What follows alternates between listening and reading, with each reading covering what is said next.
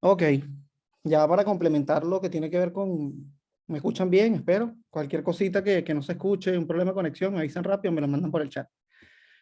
Ya para cerrar con lo que tiene que ver con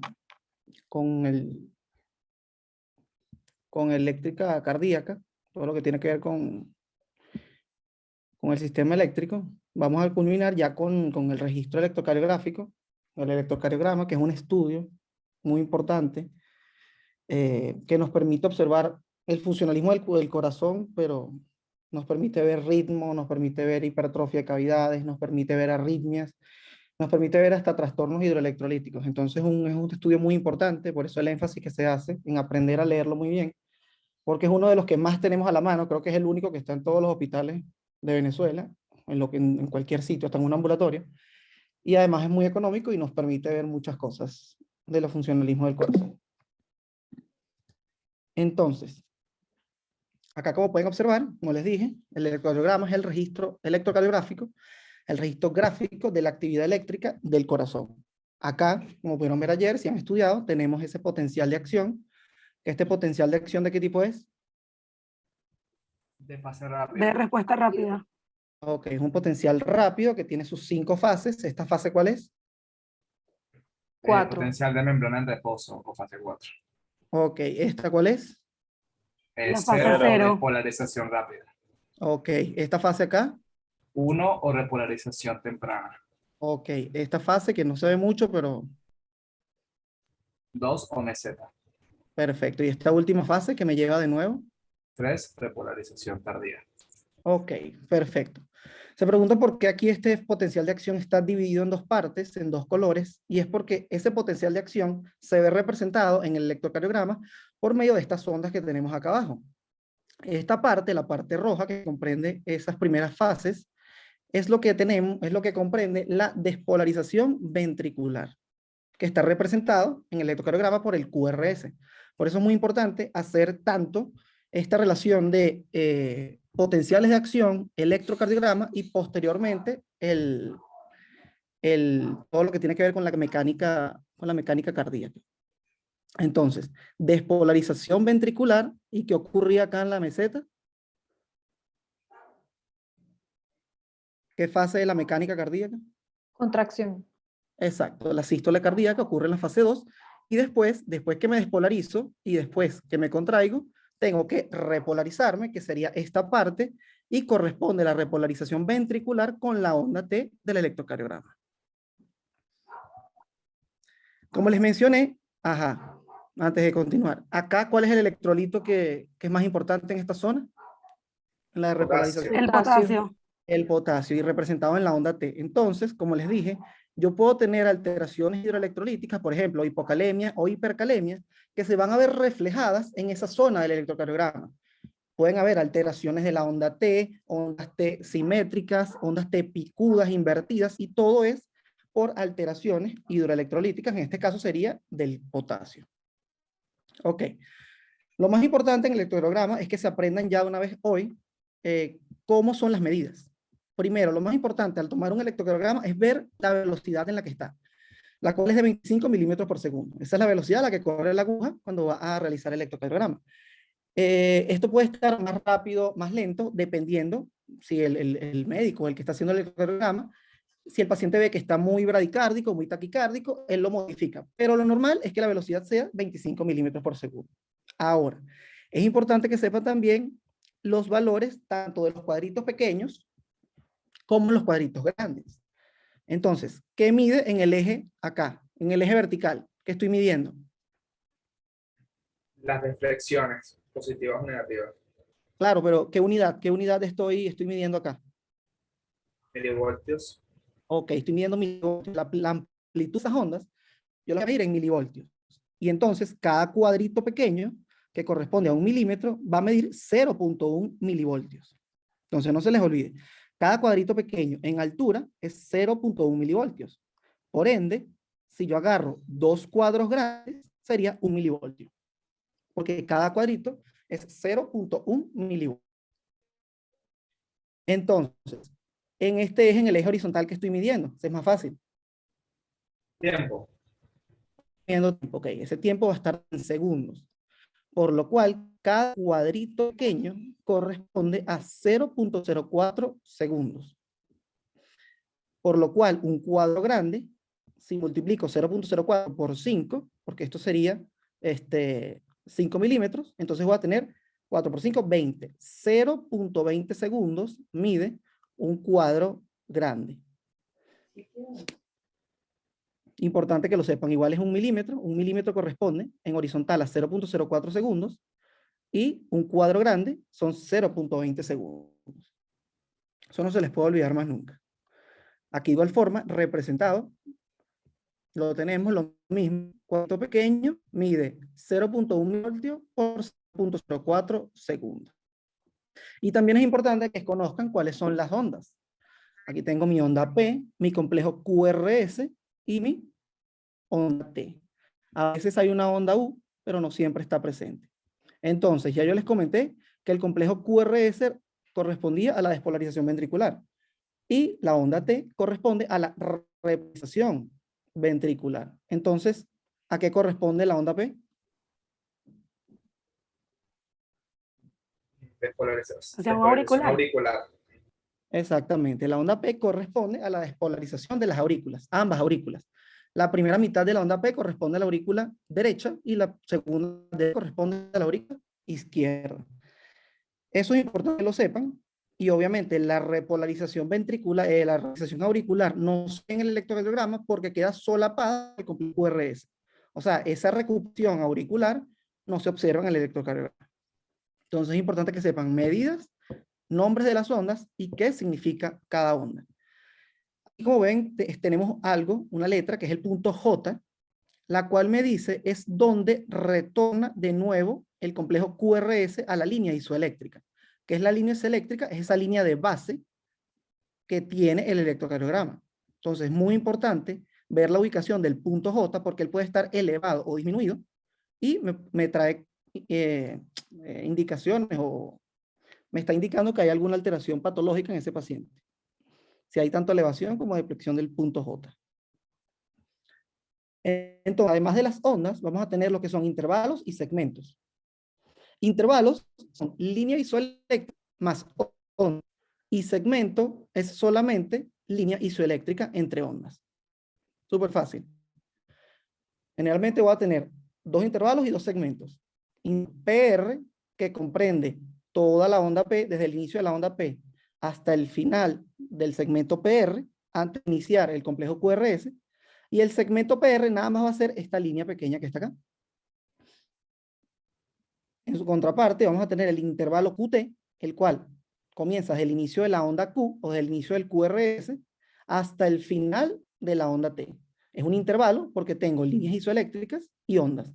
A diferencia del segmento QT, que nada más va a estar comprendido acá. Perdón, segmento ST, es el de acá. Sorry. Bueno, y un ciclo cardíaco se puede definir entre onda P y onda P, pero también entre onda R y onda R. Esto es importante, sobre todo para sacar frecuencia cardíaca. Pero generalmente se saca con onda R a onda R. Entonces, aquí fue lo que les dije. Onda P, despolarización auricular.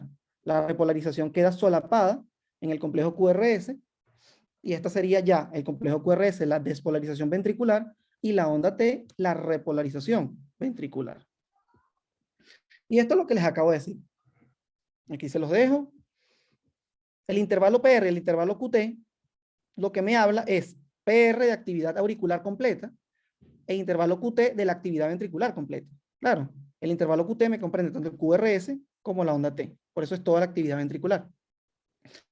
El segmento ST, como se los mencioné, él no se mide, sino lo que interesa es saber si está elevado o si hay elevación o depresión, sobre todo notando o viendo bien dónde culmina el QRS, dónde está el punto J, pero esto para implicaciones de infarto al miocardio, con elevación o depresión del ST. Y la onda T es importante que siempre debe ser asimétrica. La onda T debe ser asimétrica. Aquí, como ver, es una onda T que trataron de dibujarla asimétrica. Es importante que sea asimétrica. Que sea asimétrica. Cuando está simétrica, tiene implicaciones patológicas. Otra cosa importante que tienen que saber son los valores normales, sobre todo estos 4 que le puse acá. Más que todo en segundos. La amplitud en este momento para el examen, no importa mucho. Sobre todo tiempo. La onda P. La onda P tiene una duración aproximada en 0.08 y 0.12 segundos. O sea, no puede pasar de 0.012 segundos. Si la medimos acá, tenemos esta onda P aquí. Entonces medimos que mide 1, 2 y 3 cuadritos. Entonces eso sería 4 por 3, 0.12. Entonces esta onda P está adecuada, o sea, está normal. No debe superar los 2.5 milímetros en altura, o sea, 2 cuadritos y medio. Esta onda P, perfecta, es como un cuadrito, cuadrito y medio. Y es importante que esta onda P, lo veremos más adelante, pero ella debe ser positiva en D1, D2, D3, ABL, ABF, en todas estas derivaciones del plano frontal, y negativa en ABR. Eso lo veremos más adelante. Con respecto al intervalo PR, que era el intervalo PR, toda esta zona que está acá, P y R, puede medir entre 0.12 y 0.20 segundos, es decir, 5 cuadritos. Si medimos acá, teníamos 3 de la onda P y una más del segmento PR. Entonces, este intervalo PR está bien. El alargamiento y el acortamiento del PR también tiene implicaciones patológicas, por eso es importante conocer el valor normal, que es entre 0.12, 3 cuadritos, y 0.20, 5 cuadritos. El intervalo QT tiene una duración normal de 0.16 a 0.45. Entonces, ¿cuál era el intervalo QT? Acá, el comienzo, vamos a ver del complejo QRS. Entonces tendríamos un cuadrito, 2 cuadritos, 3, 4, 5, 6, 7, 8, 9 cuadritos. Entonces 9 por 0.04 me da 36. Entonces tiene un valor normal, este intervalo QT, entre 0.36 y 0.45.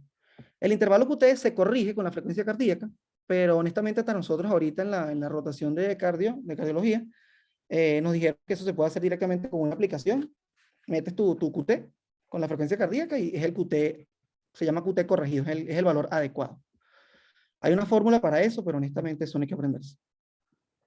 Y el complejo QRS, que es nada más el complejo, tiene que tener un valor entre 0.06 y 0.12, es decir, igualmente no puede pasar de 3 cuadritos. Si pasa de 3 cuadritos, es un QRS ancho, que también tiene implicaciones patológicas, y si es un QRS estrecho, generalmente eso no se ve, pero es importante notar que el complejo QRS no pasa de 0.012 porque tiene implicaciones patológicas. Como vemos, este QRS que está acá tiene 1, 2 cuadritos. O sea, está bien, tiene 0.08.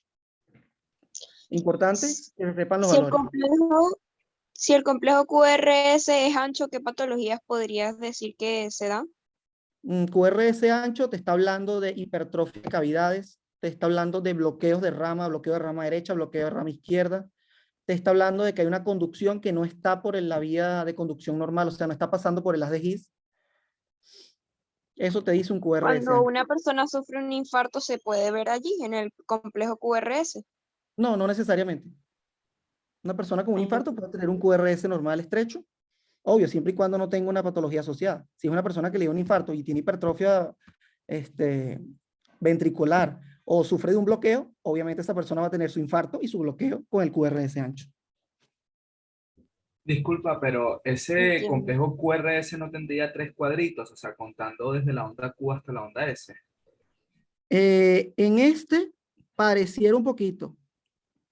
En este, 2 o 2,5 más o menos, ponle. En este, 2 cuadritos. Aquí sí está 2 cuadritos, perfecto. O 2,5.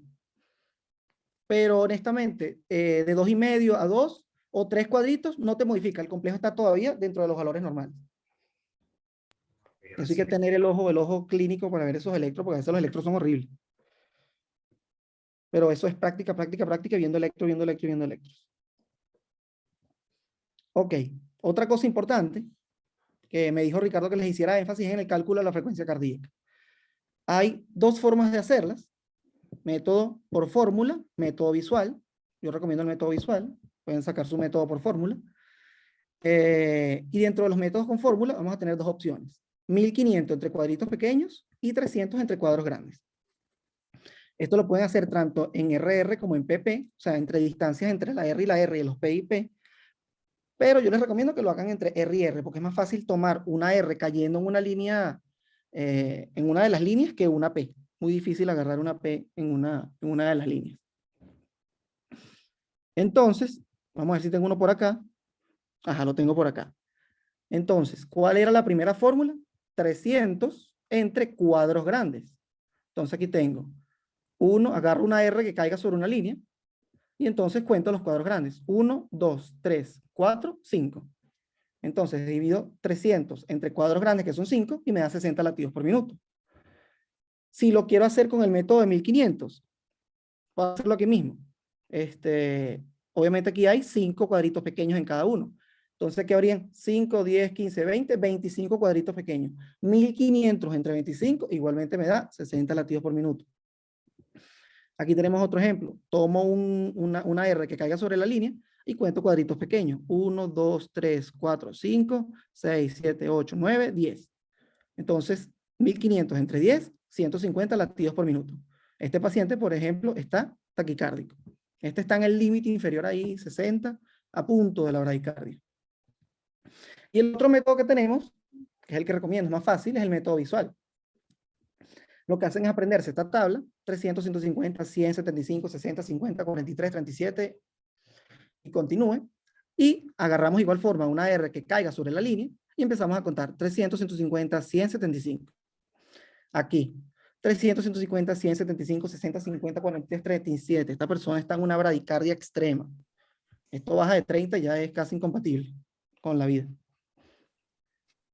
Entonces, ustedes deciden qué método es más fácil.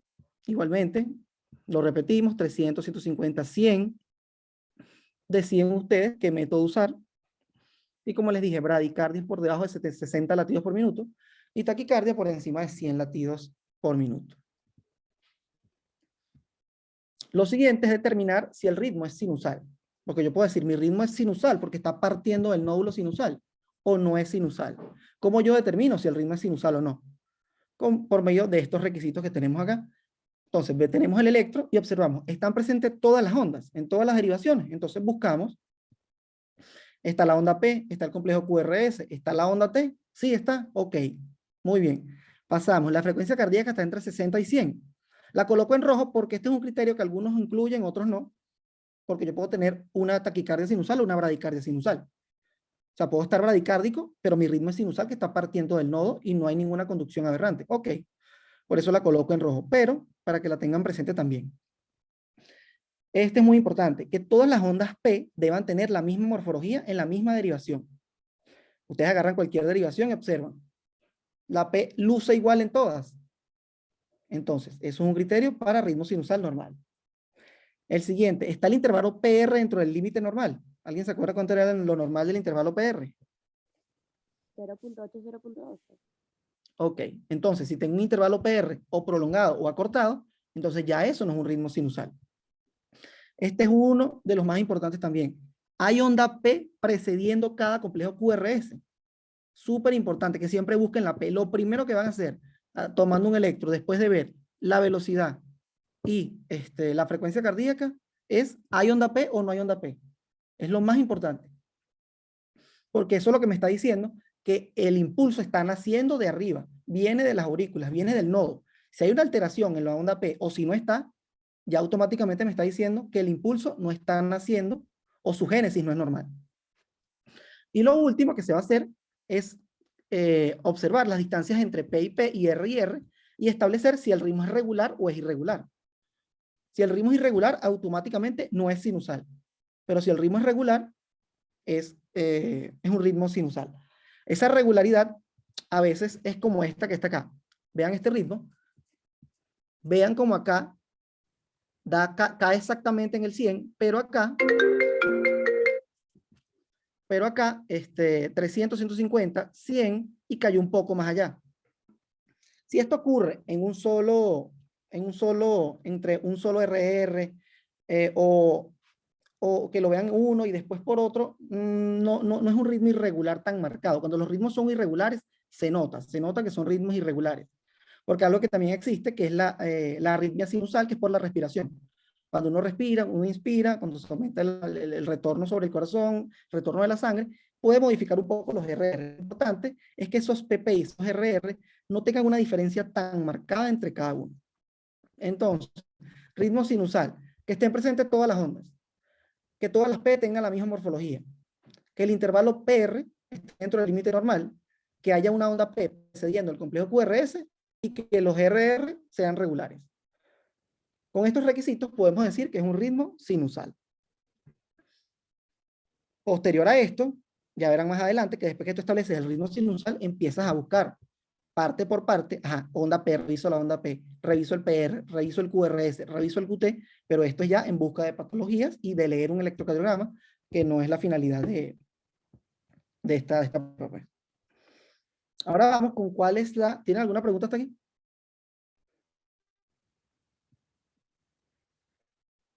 No. Ok, perfecto. Vamos entonces ahora con el fundamento del electrocardiograma. El fundamento de este estudio son los vectores. Son estas flechas, ustedes se acuerdan de matemáticas, los vectores, en la cual la punta de la flecha siempre me va a indicar la zona polarizada, la zona positiva. Recordemos que el potencial de acción iba de un potencial negativo hacia valores positivos. Y por el contrario, la cola siempre me va a virar hacia la zona que está de donde parto, pues la zona que no está despolarizada. Es importante dentro de los vectores o dentro de estos impulsos que vamos a observar, estar pendiente de la dirección, la magnitud y la orientación. Sobre todo, y como les marco acá, la dirección y la magnitud. La orientación a este nivel todavía no tiene muchas implicaciones. Entonces, ¿a qué me refiero con la dirección? Es hacia dónde se dirige ese vector.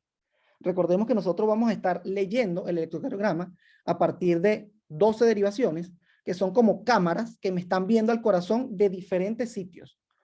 O sea, imagínense que el electro le está tomando fotos al corazón.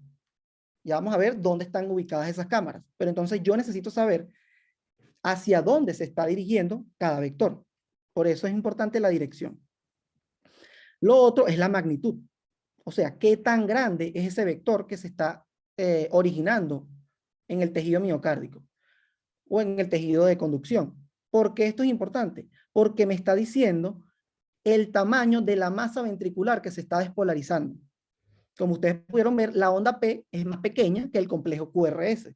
Y los dos son la despolarización de una estructura. ¿Esto por qué es? Porque el músculo auricular es más finito, es más pequeño, no tiene tanta masa muscular como el ventrículo. El ventrículo es un músculo grande. Por eso el complejo QRS tiene mayor magnitud que la onda P. Por esto mismo, porque el vector, la masa que se está despolarizando es más grande. Y la orientación me habla de cuando ocurre un infarto, por ejemplo, yo puedo saber qué arteria está obstruida dependiendo de qué cara del corazón está afectada. Yo veo dos derivaciones afectadas y puedo deducir, puedo inferir cuál fue la arteria que está obstruida porque sé cómo está orientado ese vector dentro del corazón. Por eso les digo, este es un poco más complejo. Eso hay tablitas que ya están descritas que me dice la arteria coronaria derecha con la circunfleja, la arteria coronaria izquierda, me dice qué cara está obstruida, Por eso ahorita quiero que sepan dirección y magnitud. Vamos con la dirección. Con la dirección, imagínense que esto acá es el electrodo. Esta es la cámara que está recogiendo la foto. Yo tengo aquí una cámara y le está tomando una foto a este vector que se dirige hacia ella. Entonces, todo vector que se dirija hacia el electrodo positivo me va a generar una deflexión positiva. Por el contrario, si la cámara está tomando la foto, pero el vector se está alejando de la cámara, se está alejando del electrodo, me va a hacer en el electrocardiograma una deflexión positiva. Entonces, si el vector se acerca, deflexión positiva. Si el vector se aleja, deflexión negativa. Ahora con la magnitud. Como les dije, depende de la masa ventricular que haya. Si aquí tenemos un vector con una masa grande, entonces la deflexión que se dibuja en el electrocardiograma va a ser una deflexión grande, profunda. A diferencia de si es una deflexión, si es un vector pequeño que me está indicando una masa pequeña, lo que se va a dibujar es una deflexión pequeña. Vemos como acá se está alejando, pero es de gran magnitud, por ende tengo una deflexión positiva grande. Aquí se está acercando, pero es de pequeña magnitud el vector, por eso tengo una onda pequeña, pero positiva. Carlos, disculpa, entonces podríamos decir que las aurículas siempre tienen deflexiones, cuando hablamos de magnitud, pequeñas. Sí, generalmente, y tú cuando mides para ver hipertrofia auricular, tú vas a ver si esa onda P sobrepasa los 2.5 milímetros. Si esa onda P sobrepasa los 2.5 milímetros, tú dices, ah, mira, tengo criterio de crecimiento aurícula derecha. En cambio, si la onda dura mucho, si la onda P sobrepasa su valor normal, entonces dices, ah, tengo criterio de crecimiento aurícula izquierda. Ok, Porque ok. me creció la masa. Como la masa aumentó, como está hipertrofiada la aurícula, aumenta de tamaño la deflexión, o sea, la onda P. Ok, gracias. Igualito pasa con el ventrículo. Ok, entonces acá vamos a jugar con los vectores. Aquí tengo dos cámaras, una más lejos que la otra, y tengo un vector que se dirige hacia las dos cámaras, cámara A y cámara B, electrodo A y electrodo B. Entonces, la cámara A, ¿cómo ve el vector? Grande y positivo, porque se dirige hacia ella. En cambio, la cámara B lo ve positivo, pero más pequeño que A, porque está más lejos que A. Por el contrario, acá vamos a tener tres cámaras que se encuentran, una viendo positivo hacia ella, una se encuentra perpendicular y una se encuentra diagonal a ella. Entonces, ¿qué es lo que van a ver las cámaras? La cámara A lo va a ver positivo y de gran magnitud porque se dirige hacia ella. Es un vector relativamente grande. La cámara B se encuentra en su misma dirección, pero como se encuentra un poco más diagonal, está relativamente más lejos. Por eso, la onda, la deflexión, es un poco más pequeña que A. Y por el contrario, como la cámara C está totalmente perpendicular al vector, lo va a ver como una onda isodifásica o simplemente como línea isoeléctrica. Se puede encontrar de las dos maneras. Creo que esto es lo más importante, porque para calcular el eje hay que estar muy pendiente de cuál es la onda isodifásica. Una onda isodifásica, a veces le dice también bifásica, es porque tiene una deflexión positiva y una deflexión negativa en igual magnitud o muy parecida. No siempre, nunca es tan exacto. O sea, puede ser que esté exacta así como este dibujo, pero en la vida real uno tiene que, bueno, esta pareciera ser la más isodifásica. Eso lo vamos a ver más adelante, que les puse unos electros bien chéveres. ¿Por qué se hace una onda isodifásica? Porque es un vector que cuando la cámara lo ve por acá, se está acercando, pero cuando llega acá, se está alejando. Me acerco y me alejo. ¿Cómo lo ve el electro? Me acerco y me alejo. Pero ojo, como les mencioné, también se puede ver de forma línea isoeléctrica, o sea, no se ve nada. Y entonces, ahora vamos con las derivaciones. El electrocardiograma. Son 12 derivaciones que se le colocan. Si alguno le han hecho alguna vez algún electrocardiograma aquí, sabe que son 12 derivaciones, 6 que se colocan en el pecho y una en cada extremidad. Entonces, voy a tener derivaciones en el plano frontal y derivaciones en el plano horizontal. Hoy les menciono las del horizontal, son 6 derivaciones precordiales de B1 a B6, pero no vamos a trabajar con las derivaciones del plano horizontal. Las que me interesa que quiero que se lleven son las del plano frontal, que van a ser 3 derivaciones estándares o bipolares, me gusta más llamarlas bipolares, y 3 derivaciones aumentadas o unipolares. Las bipolares son las conocidas D1, D2 y D3, y las unipolares son ABL, ABF y ABR. Entonces vamos a verlas una por una. Las derivaciones unipolares, como su nombre lo dice, unipolar, ellas son un solo electrodo, una sola cámara, que va a estar viendo cierta parte del corazón. Y van a estar llamadas de acuerdo a la extremidad. ABR de right, brazo derecho, ABL de left, brazo izquierdo, y ABF de foot. ¿Por qué no hay un pie derecho, un pie izquierdo? Porque siempre ese electrodo va a estar en el pie izquierdo.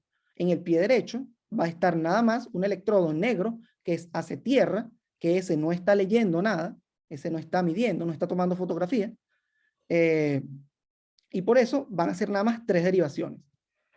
Los otros colores de las derivaciones de los electrodos varían, depende del país, depende de la marca. Entonces, bueno, el que siempre va a ser negro va a ser el derecho. Y por medio de las bipolares, se establece lo que es el triángulo de Einthoven. ¿Por qué? Porque estas eran unipolares, pero las bipolares lo que me van a detectar es un diferencial de potencial. Es decir, me va a ver el diferencial entre dos de las unipolares. Y entonces establecemos. Entre ABR y ABL se establece la derivación bipolar de 1. Y su electrodo positivo se encuentra acá. Entre ABR, brazo derecho, y ABF, pie izquierdo, pierna izquierda, se me va a establecer la derivación bipolar de 2, positiva hacia abajo. Y con respecto a ABL y ABF, se me va a establecer la derivación bipolar de 3, positiva hacia aquí abajo. Entonces, si yo agarro este triángulo para colocarlo en mi sistema hexaxial, lo que hago es que imagínense que yo agarro los 3 y los sitúo hacia un eje central. O sea, bajo de 1, subo de 2 y subo de 3. ¿Y en qué se convierte? En esto que tenemos acá abajo. Si yo bajo de 1, me queda acá, positivo hacia acá. Si yo muevo de 2 hacia el centro, queda acá, positivo hacia abajo. Y si yo muevo de 3 hacia el centro, supongamos hacia el corazón, me queda hacia acá, positivo hacia abajo.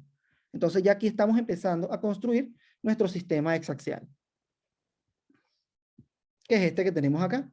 Ya cuando unimos tanto las bipolares como las unipolares, podemos determinar nuestro sistema hexaxial de Bailey. Que acá tenemos las derivaciones unipolares, que van a ser ABR, ABL y ABF, en conjunto con nuestras derivaciones bipolares de 1, de 2 y de 3. Esto facilito con los grados, no es muy complejo, positivo abajo, negativo arriba, 0, 30, 60, 90, 120, 150, 180 y lo mismo, pero negativo. ¿Para qué es este sistema de referencia axial? Para calcular el eje cardíaco. El eje cardíaco, si se encuentra desviado, también me tiene implicaciones patológicas, como pueden ser un bloqueo de gama, como puede ser hipertrofia ventricular, entre otras. ¿Hasta ahorita tienen alguna pregunta? Buenísimo, todo perfecto. ¿Cómo? ¿No te escuché bien? Todo bien, buenísimo. Ok, perfecto. Esta imagen se las coloco porque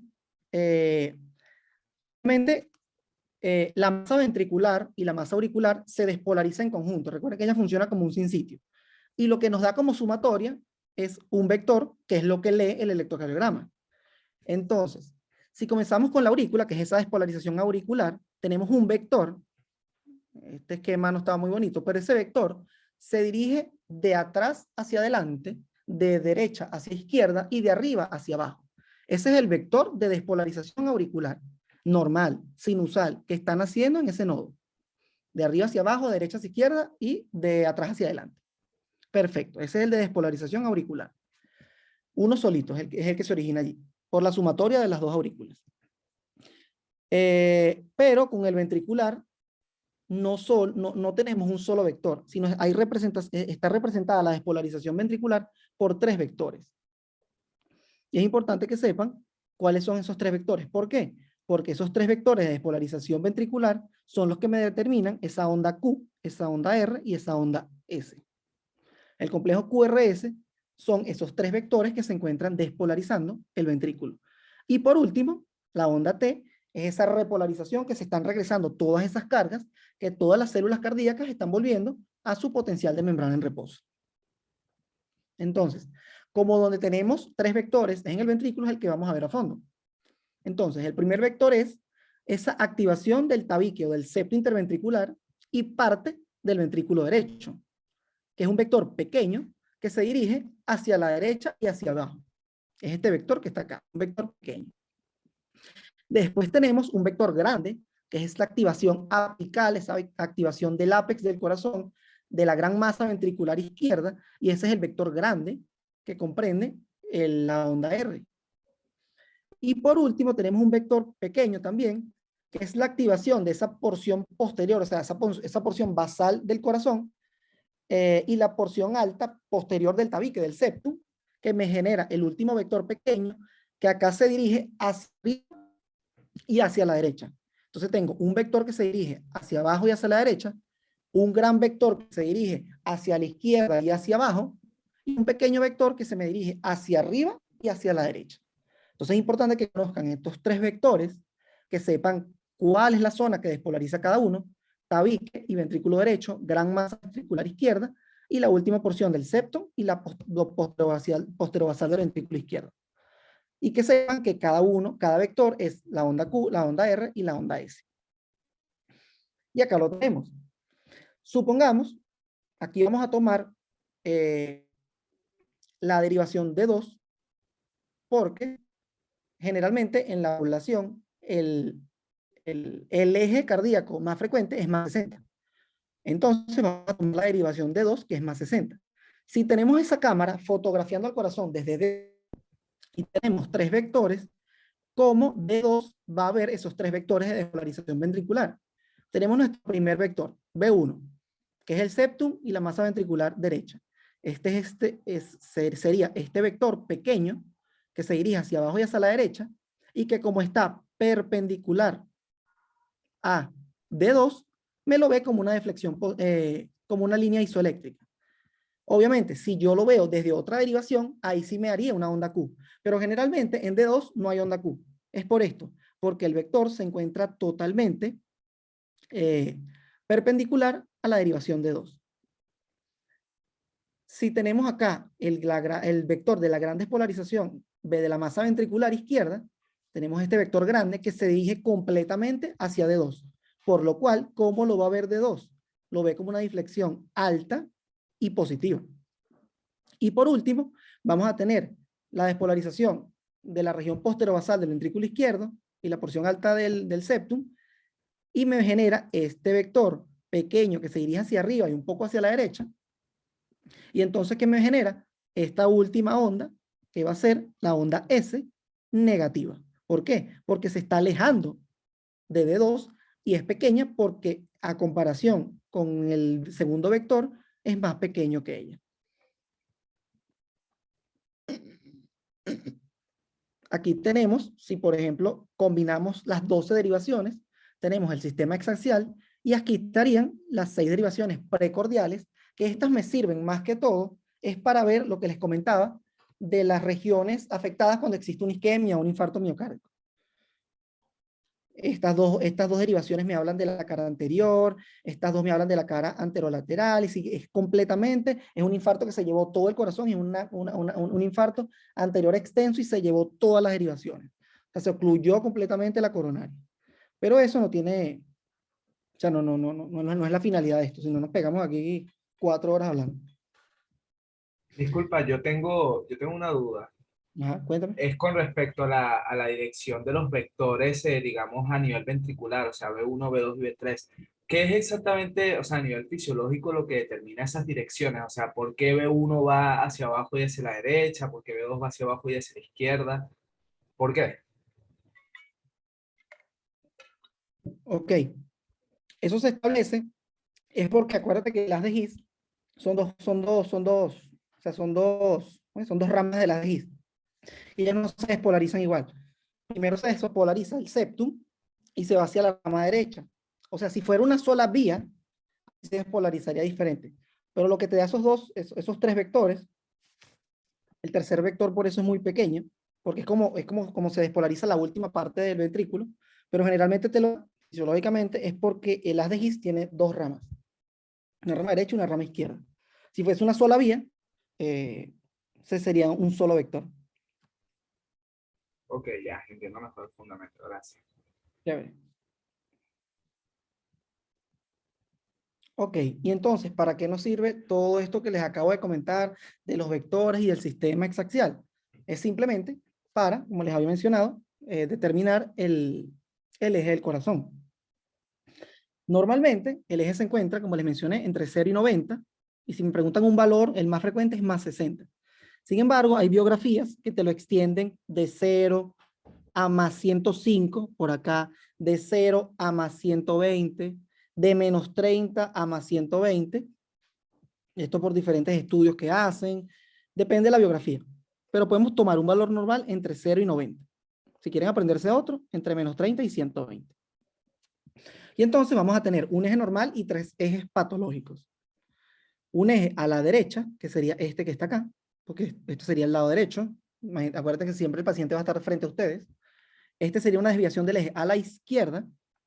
Y este sería una desviación del eje extremo, a veces le dicen indeterminado, que puede ser extrema derecha, extrema izquierda, extremo solamente o indeterminado. El punto es que se va a encontrar hacia el lado contrario. Esto es muy infrecuente que se encuentre hacia arriba en la derivación, en la desviación del eje extremo.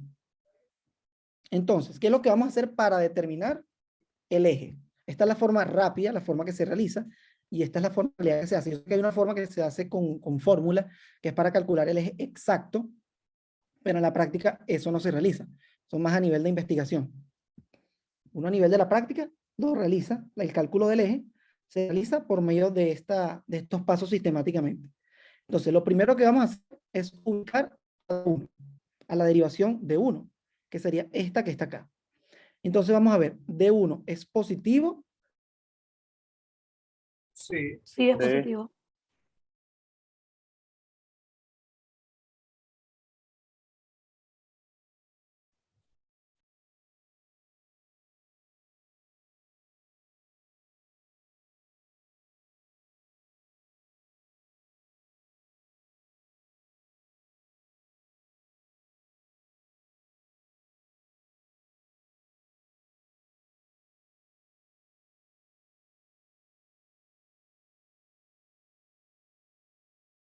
No se escucha. No, yo tampoco escucho. A lo mejor se le fue el internet. Voy a escribirle. Como que se le fue el internet. Escríbele, a ver, ¿será que pauso la grabación? Sí, vamos a pausarla. Sí, pausa. Ok. Entonces, ya vimos D1 que y ABF que es positivo. Positivo y positivo. Sabemos que ese electro se encuentra en una derivación, en un eje normal entre 0 y 90. Pero ahora, como ya determinamos ese cuadrante normal, queremos Carlos, decir disculpa, se te corta cuando estábamos diciendo D1. Entonces no vimos si era positivo o no era positivo. Ok, entonces regreso. Lo primero que vamos a hacer es D1. D1, como acá lo vemos, es más positivo, o sea, es predominantemente positivo. Es pequeñito, pero es positivo. Entonces, positivo se dirige hacia acá porque esta derivación se dirigía con el positivo hacia acá. Después buscamos ABF. ABF también es muy notoriamente positivo, entonces ABF es positivo. Entonces determinamos que este paciente tiene un eje normal, en el cuadrante normal. Ahora, como ya determinamos el cuadrante, vamos a decir exactamente dónde se encuentra. Entonces buscamos la isodifásica. Por eso era importante ese concepto de isodifásico. ¿Qué es la isodifásica? Bueno, la isodifásica es, por decir, es la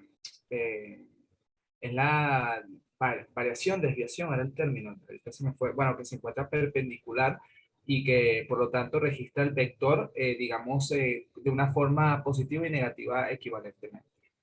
Ok, exactamente. Pero aquí en estas derivaciones de las 6, ¿cuál es la de...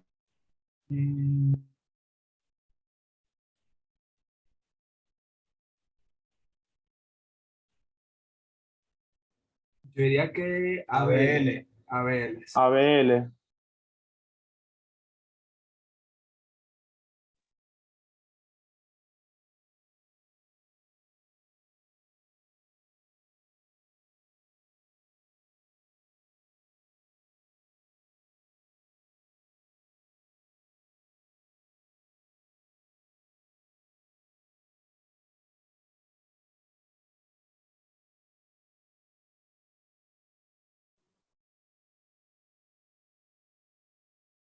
Bueno, yo no escucho, no sé ustedes. No, seguro se le cayó el internet otra Sí, vez. sí.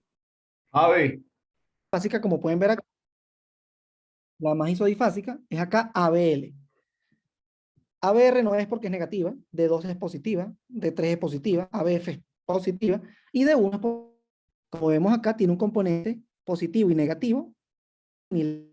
Por eso determinamos que ABL es la isodifásica. Y después que tengamos la isodifásica, buscamos en el eje cuál es la perpendicular. Entonces, nos vamos para acá un eje.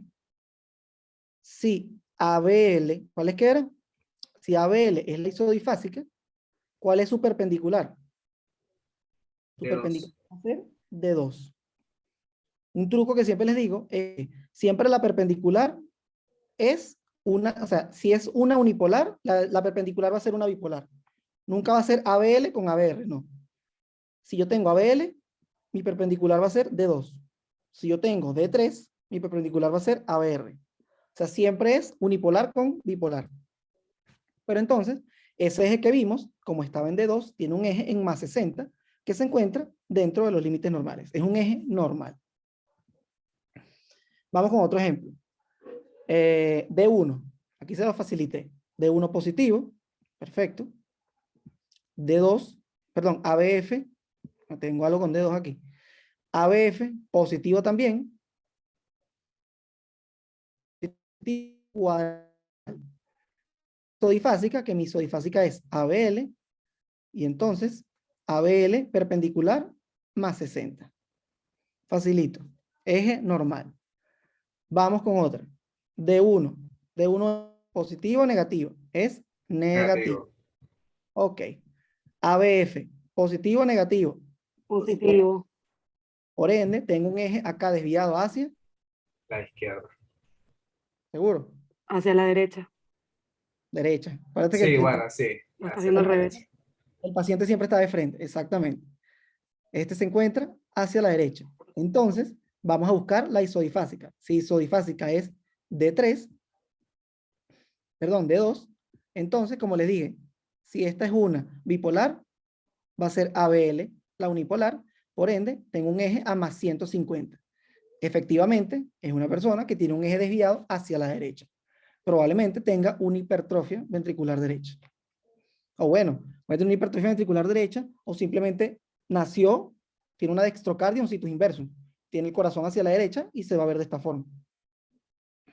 Entonces le hace una radiografía y se comprueba. Vamos con este. En D1. D1 es positivo.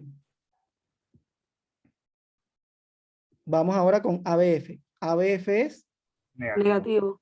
dominantemente negativo. Entonces se encuentra acá arriba. Esto es un eje desviado. Ya tenemos el cuadrante determinado hacia la izquierda.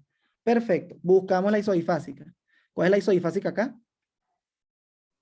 ABR. A ver, ABR. Vemos ahí que los componentes son casi iguales. Entonces, si ABR es la isodifásica, mi perpendicular va a ser la bipolar, es decir, D3. Entonces tengo acá un cuadrante desviado a menos 60 grados, es decir, desviado hacia la izquierda.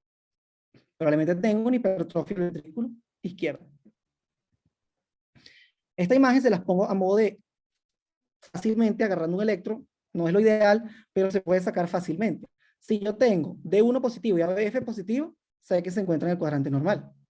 Si yo tengo D1 positivo y ABF negativo, sé que se encuentra desviado a la izquierda. Si yo tengo D1 negativo y ABF positivo, se encuentra desviado hacia la derecha. Y si tengo las dos negativas, se encuentra extremo, o sea, determinado hacia el otro lado. Sí. Entonces, vamos acá a practicar un poco. Con este eje, ¿qué es lo primero que se hace? verde 1. Ok, D1, ¿es positivo o negativo? Es Positivo. positivo. Positivo. Ok, perfecto. D1 positivo. Ahora, ¿cuál vemos? Ah, hay que ver ABR. ABF, ABF. ABF, ok. ¿ABF es positivo o negativo? Es positivo. Ok, positivo. Entonces tenemos un eje acá en el cuadrante normal. ¿Ahora qué se hace? Encontrar la Ver la línea isodifásica. isodifásica. Ok, ¿cuál creen ustedes acá que es la isodifásica? Aquí sí se ve bien marcada. La BR. No, D3. eso fue No, en 3. D3, mira, D3. perfecto. Son casi iguales los dos componentes. Entonces, si D3 es la isodifásica, ¿cuánto tiene este paciente? Va a ser 30 grados, 30 grados. Exactamente, acá lo tenemos. Si la isodifásica es D3, se encuentra en más 30 grados. Ok, vamos con este. ¿Qué es lo primero? Verde 1. D1. Ok, D1 positivo. Nos Positivo. encontramos acá. Después ABF, ¿cómo está? Ya, está negativo, Negativo. predominantemente negativo. Ok, negativo. Entonces nos encontramos acá en un eje desviado hacia la izquierda. Ujú.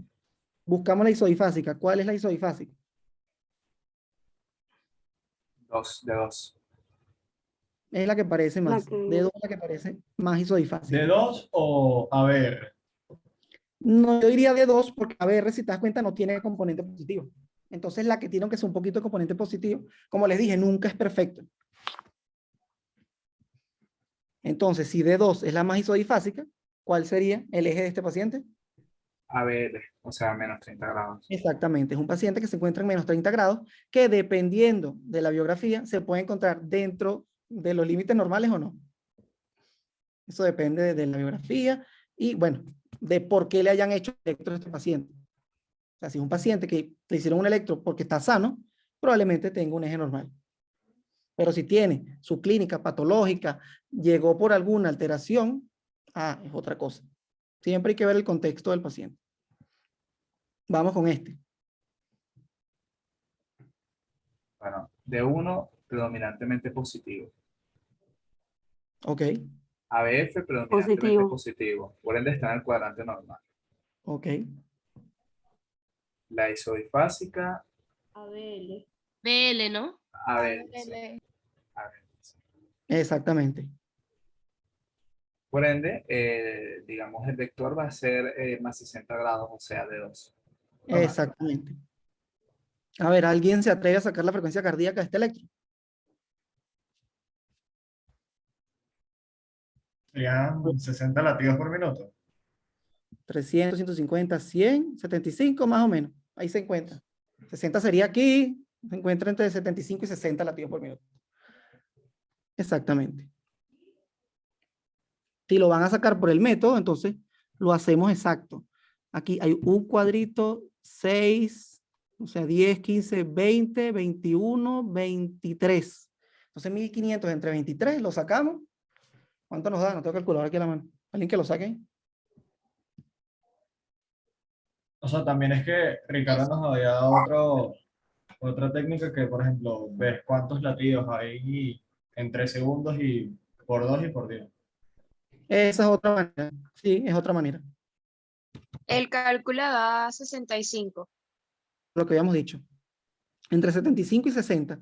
Como ven, se puede hacer de muchas maneras y mientras no altere, que obviamente que no te dé 40 y a otro,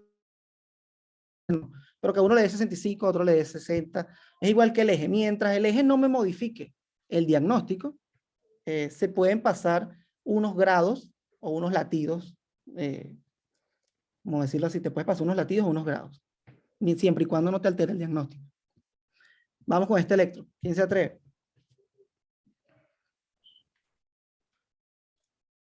La isodifásica es de 2. No, pero en orden. ¿Qué es lo primero que se lee? El de 1 es El de 1 es negativo. negativo. Ok. El de 2 El es A- positivo y El negativo. ABF es positivo. ABF positivo. Ok, entonces nos encontramos en un cuadrante hacia la, Desviado hacia la derecha. ok, desviado hacia la derecha. la isodifásica es de 2. De 2. Perfectamente se ve completica de 2. Si la isodifásica es de 2, entonces se lee al paciente ABL. a más 150. ¿No les llama la atención algo en este? ¿Qué les llama la atención en este electro? Que los ¿En picos son alguna- demasiado pronunciados. ¿En qué derivaciones? En todas. Exactamente, sobre todo en B1, B2, B3, B4 y como, vean como ya para B6 no. Normal. Y esto es un electro de una persona con una hipertrofia ventricular derecha. Y tiene dos criterios. Tengo eje desviado hacia la derecha y tengo complejos QRS muy altos en B1, B2 y B3. Pero en B6 no, porque si estuviesen altos en B6, me habla de hipertrofia izquierda. Ven como un eje desviado hacia la derecha, viéndolo completo con el electro, tiene correlación con complejos altos en las derivaciones que ven el corazón derecho, el ventrículo derecho. Esto es un paciente con una hipertrofia ventricular derecha. Bien, bien interesante eso. Vamos con este para ver. Quedan dos nada más.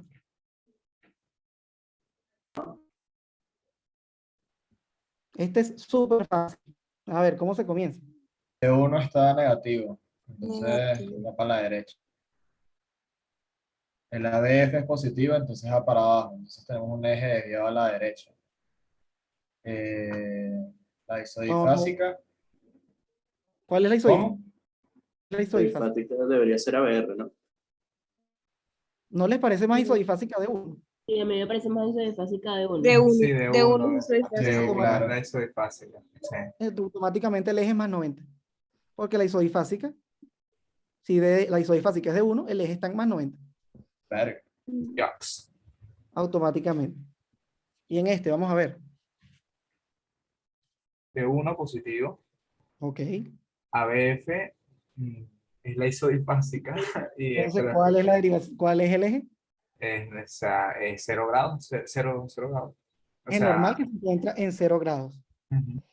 Exactamente. Bueno, listo. Eso sería todo. Como les dije, hagan énfasis en qué representa cada onda, complejo, segmento, intervalo. Fue lo que me dijo Ricardo que hicieran énfasis. Los valores normales, sobre todo de los que les puse. Importante el cálculo de la frecuencia y el cálculo del eje medio de activación o del eje cardíaco. Importante. Ricardo hasta me dijo, cónchale, no sé si se las puedes dar presencial para que pasen al pizarrón y calculen el eje. Por eso traté de hacer ejercicios acá con ustedes para que lo vieran. Sin embargo, yo le dije al delegado que para el parcial vamos a hacer una presencial y hacemos lo mismo. Practicamos frecuencia, practicamos eje, las ondas, pero ya para el parcial porque ya para mañana no hay tiempo de hacer la presencial. Genial. Sí, va, Entonces, Carlos. Buenísima prepa, de verdad. Buenísima. Gracias. de verdad, gracias y gracias a ustedes por asistir. Y en el parcial de nosotros, yo me acuerdo, nos pusieron un electro chiquitico que había que calcular la frecuencia y nos pusieron un sistema hexaxial y había que calcular el eje. Así con esa copia fea, pero lo pusieron. Entonces, para que sepan ahí. Sí, sí, a lo mejor, yo creo que mañana en el quiz pueden mandar a poner el eje hexaxial, pues, a dibujar. Puede ser porque por algo Ricardo me lo dijo. Y si no se lo ponen mañana, en el parcial, lo más seguro. Muchas Sí, gracias, va. Carlos. Gracias, Carlos. Estamos Dale. hablando.